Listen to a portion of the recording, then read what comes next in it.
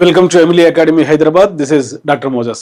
Dear friends, చాలా సంవత్సరాల తర్వాత విద్య ఎడ్యుకేషన్ సబ్జెక్టుకు ప్రాధాన్యత ఉండే నోటిఫికేషన్స్ త్వరలో తెలంగాణలో మరియు ఆంధ్రప్రదేశ్లో రానున్నాయి.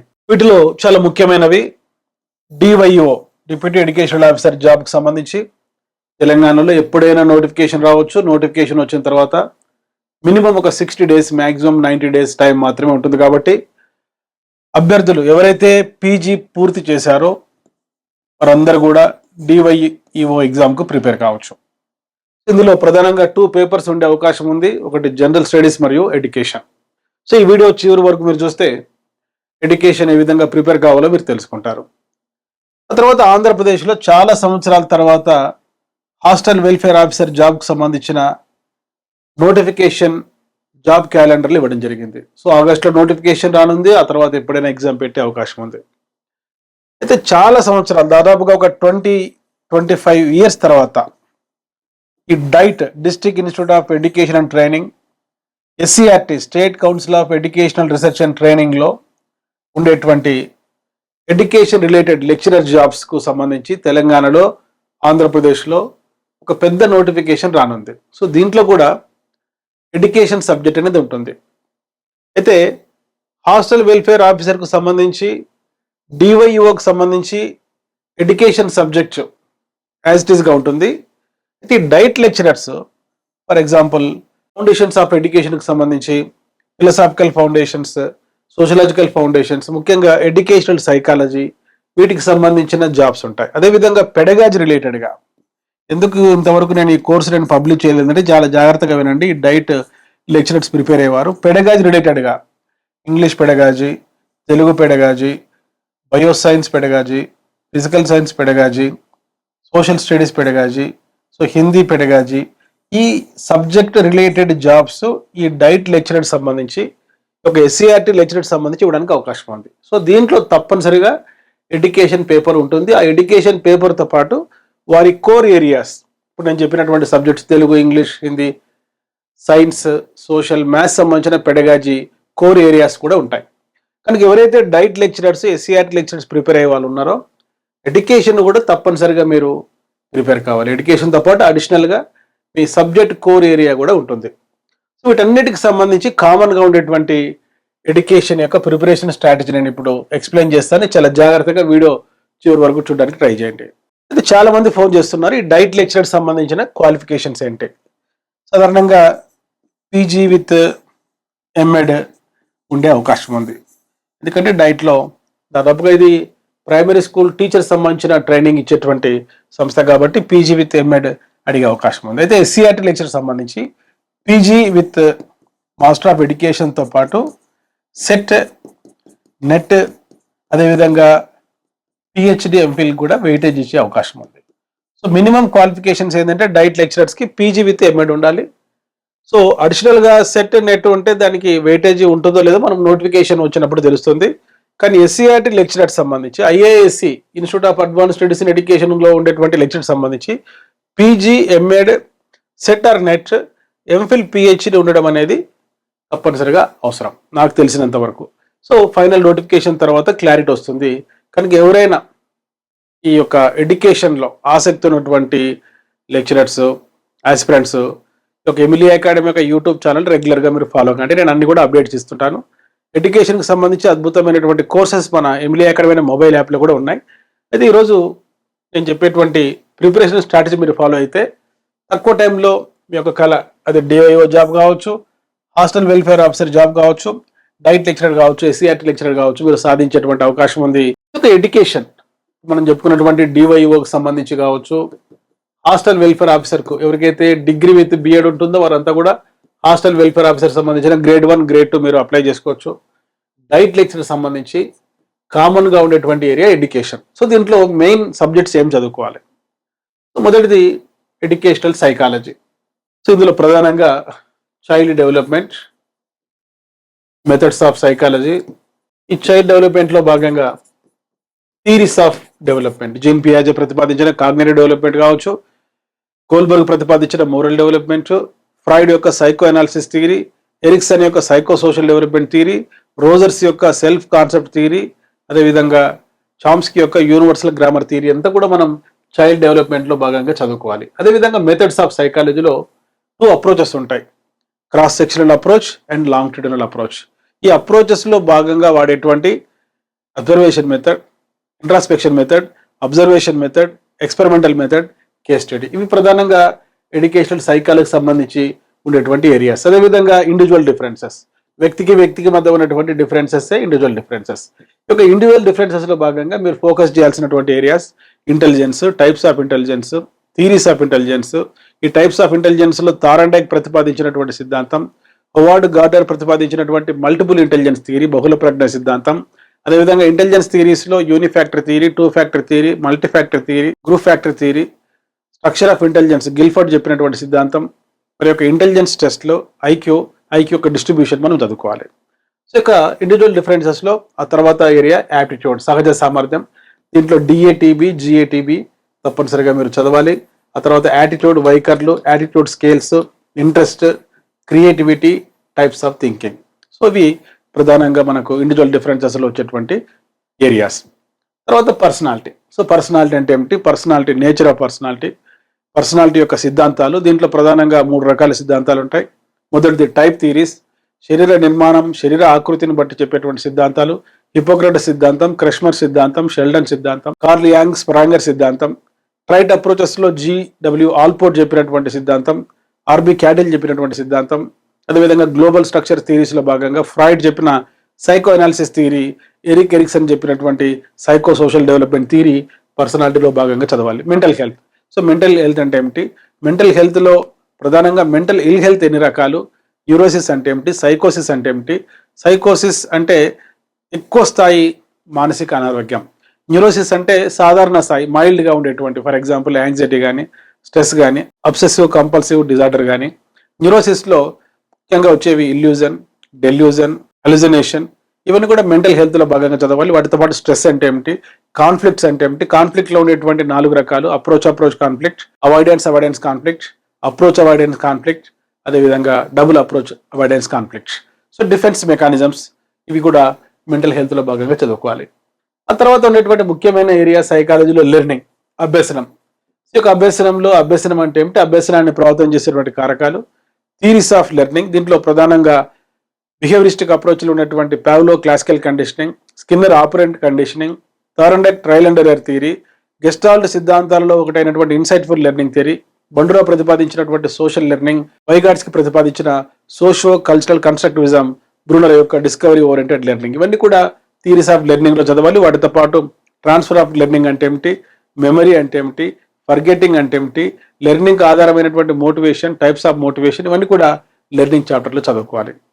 Domains of learning, cognitive domain అంటే ఏమిటి, అఫెక్టివ్ డొమైన్ అంటే ఏమిటి, సైకోమోటర్ డొమైన్ అంటే ఏమిటి, ఇవన్నీ కూడా లెర్నింగ్ చాప్టర్లో మనం చదవాలి. సో ఆ తర్వాత ఇంపార్టెంట్ ఏరియా ఇంక్లూజివ్ ఎడ్యుకేషన్. తప్పనిసరిగా ఈ యొక్క ఎడ్యుకేషన్ సైకాలజీలో భాగంగా మీరు సహిత విద్య గురించి చదవాలి.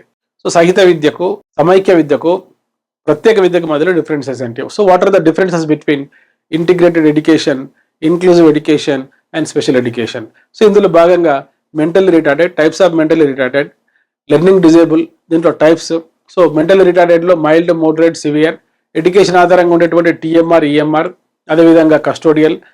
లెర్నింగ్ డిజబిలిటీస్లో భాగంగా ఉండేటువంటి dysphasia, aphasia, dyslexia, alexia, dysgraphia, agraphia, dyscalculia, dyspraxia, ఇవన్నీ కూడా మీరు చదువుకోవాలి. అదేవిధంగా గిఫ్టెడ్ అంటే ఎవరు, స్లో లెర్నర్ అంటే ఎవరు, visual impaired persons, hearing impaired persons, ఇవన్నీ కూడా ఇంక్లూజివ్ ఎడ్యుకేషన్లో భాగంగా చదవాలి. ఇవి ఎడ్యుకేషన్ సైకాలజీలో వచ్చేటువంటి ఇంపార్టెంట్ ఏరియాస్. వాటితో పాటు గైడెన్స్ అంటే ఏమిటి, types of guidance, educational guidance, vocational guidance, personal guidance, counselling అంటే ఏమిటి, కౌన్సిలింగ్ గైడెన్స్ కి మధ్యలో ఏం డిఫరెన్స్ ఉంటుంది, types of counselling, direct counselling, non direct counselling and eclectic counselling.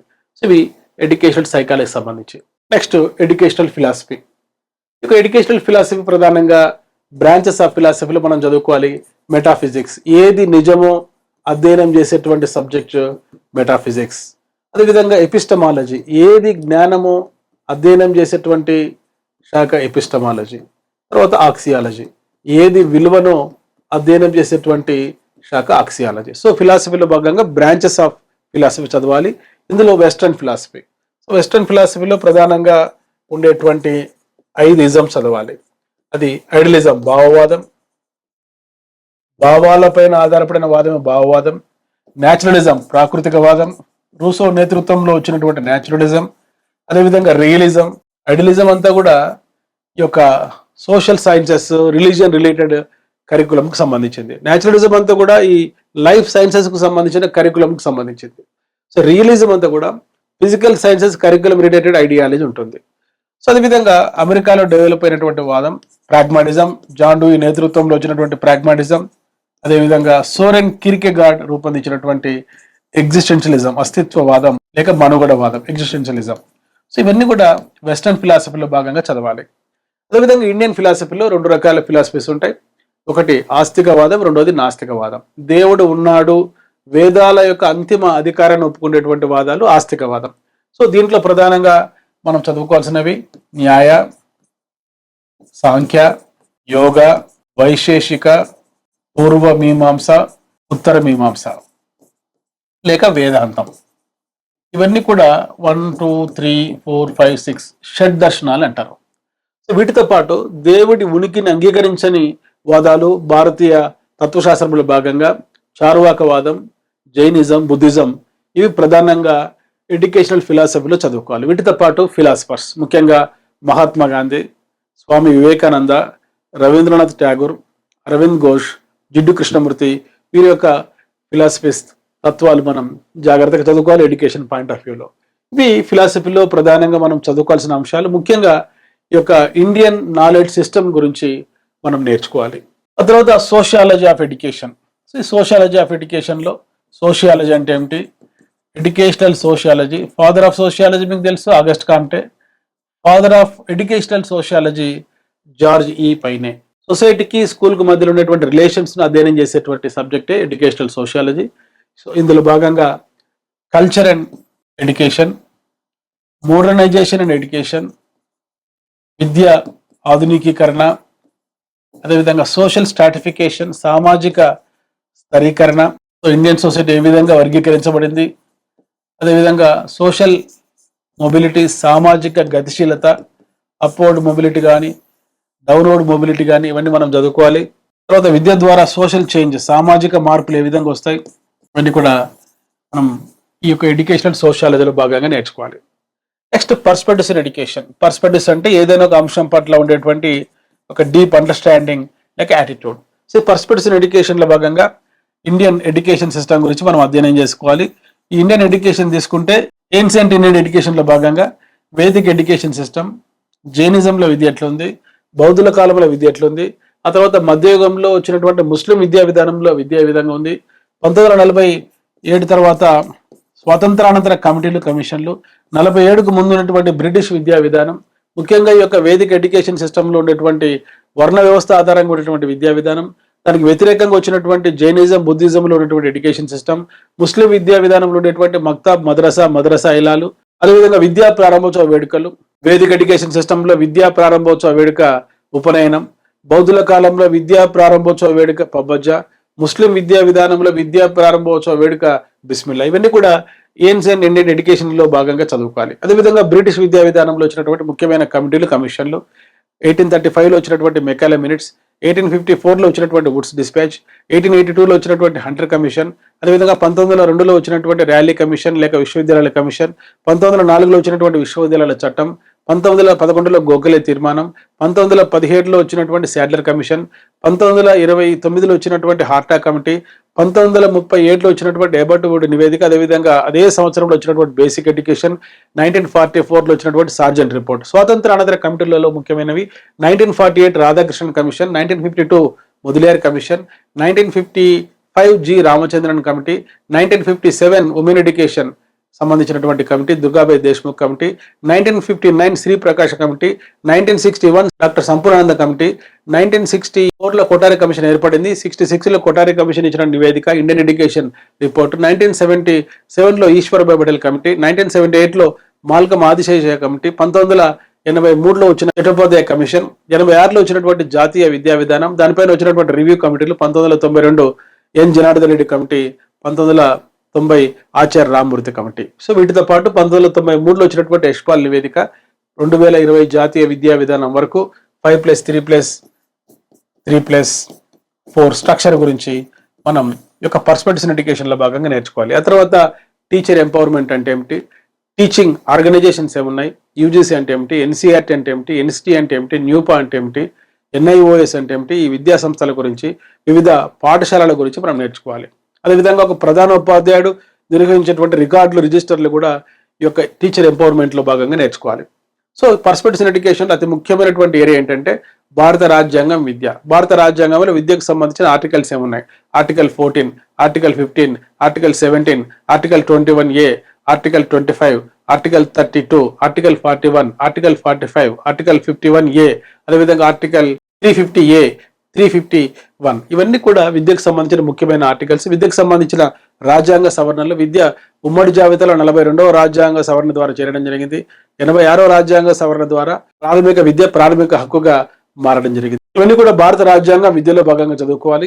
అదేవిధంగా జనాభా విద్య అంటే ఏమిటి, ఎల్పిజి పాలసీస్ మన విద్యను ఏ విధంగా ప్రభావితం చేశాయి, ముఖ్యమైనటువంటి విద్యా పథకాలలో మిడ్ డే మీల్స్ మధ్యాహ్న భోజన పథకం, అదేవిధంగా operation black board, APEP, డిపెప్, Sarva Shiksha Abhiyan, Rashtriya మాధ్యమిక శిక్ష అభియాన్, ఇవన్నీ కూడా ఇంటిగ్రేట్ చేస్తున్నటువంటి సమగ్ర శిక్ష అభియాన్, సాక్షర్ భారత్, ఇవన్నీ కూడా విద్యా పథకాలలో భాగంగా చదవాలి. 2 తెలుగు రాష్ట్రాలలో ఉన్నటువంటి ప్రత్యేక పథకాలు కూడా చదువుకోవాలి.